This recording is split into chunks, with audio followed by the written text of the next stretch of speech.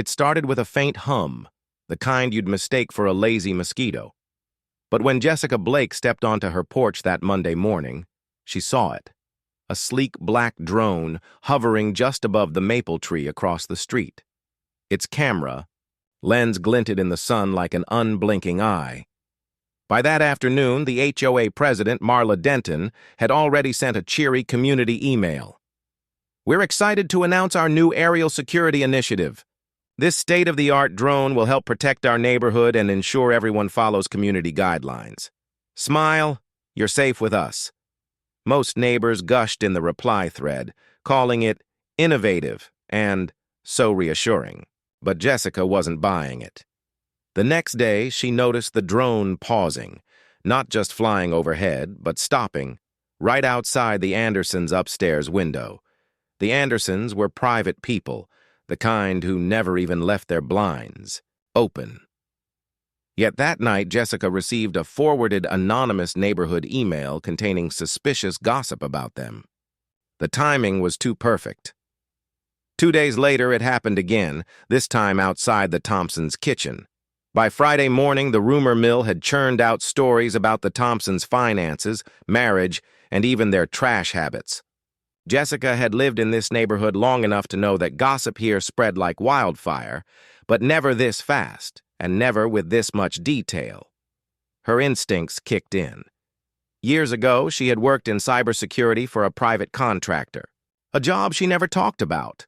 But old habits die hard, and this felt wrong. That evening, she sat on her porch with her coffee, pretending to scroll on her phone, while keeping one eye on the drone's flight path. Sure enough, it slowed near her house. Jessica's heart rate ticked up. She stepped off her porch casually, pretending to head to her mailbox. The drone adjusted, floating just above her driveway. It was watching her. She didn't move, just stared back at the glossy black orb until it drifted away. Only when it was gone did she notice something on her porch, a tiny silver object wedged behind her welcome mat. She crouched down, frowning. It wasn't a piece of trash. It was a micro-audio recorder, no bigger than her thumb.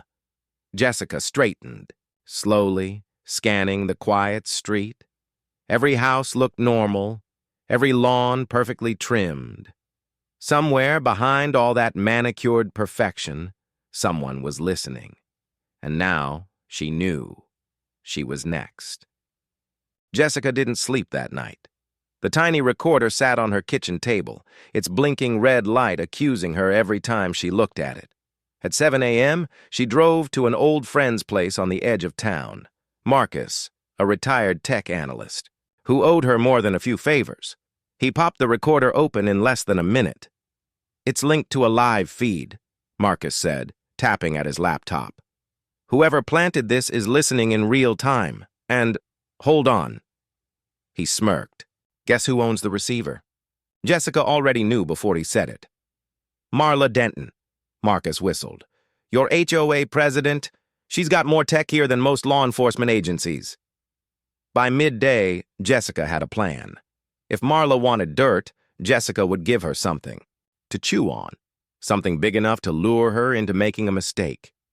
She went home, opened all her curtains, and made sure the drone had a perfect view.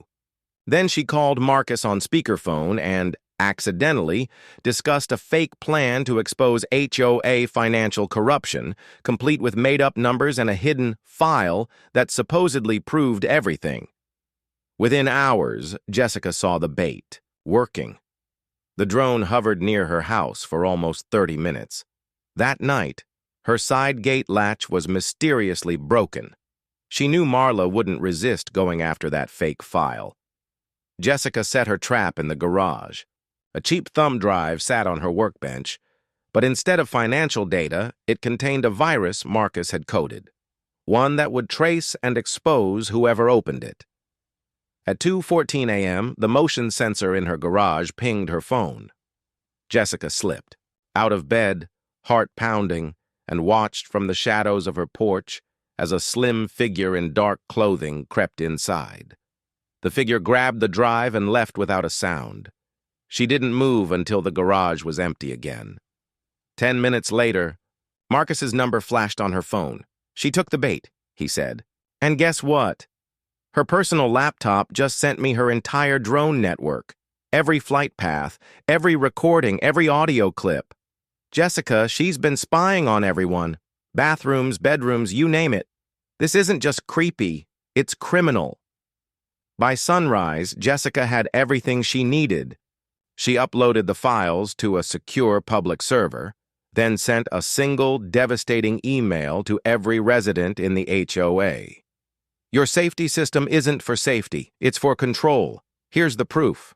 The neighborhood exploded. Marla tried to deny it, but the footage spoke for itself. Images of private family moments, overheard conversations, and meticulous logs of people's movements. Within hours, the police were at her door. As they led her away, Jessica stood on her porch, coffee in hand, watching the drone drift aimlessly in the sky. Without Marla's control, it was just a piece of expensive metal. The hum was gone. The neighborhood was finally quiet.